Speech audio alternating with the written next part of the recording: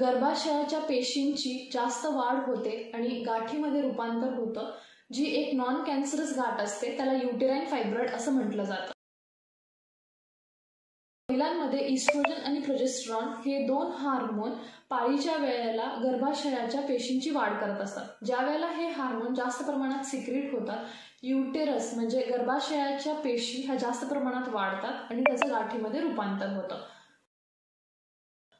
पाळीमध्ये अंगावरून जास्त जाणं आणि जास्त दिवस अंगावरून जाणं, पाळीमध्ये ओटीपोट आणि कंबर दुखीचा त्रास होणं, लघवीला वारंवार जाण्याचे सेन्सेशन होणं आणि लघवी करण्यासाठी त्रास होणं, युटेराइन फायब्रॉइडमुळे म्हणजे गर्भाशयामध्ये गाठ असल्यामुळे इन्फर्टिलिटीचे चान्सेस असतात, कारण गर्भाशय राहतो पण तो जास्त दिवस राहत नाही आणि मिसकॅरेज म्हणजे खाली होतं.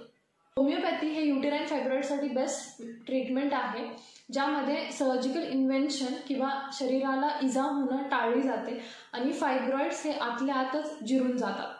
अशीच अजून माहिती मिळवण्यासाठी चॅनलला सबस्क्राईब करा आणि ही माहिती जास्तीत जास्त तुमच्या मैत्रिणींपर्यंत पोहोचवा.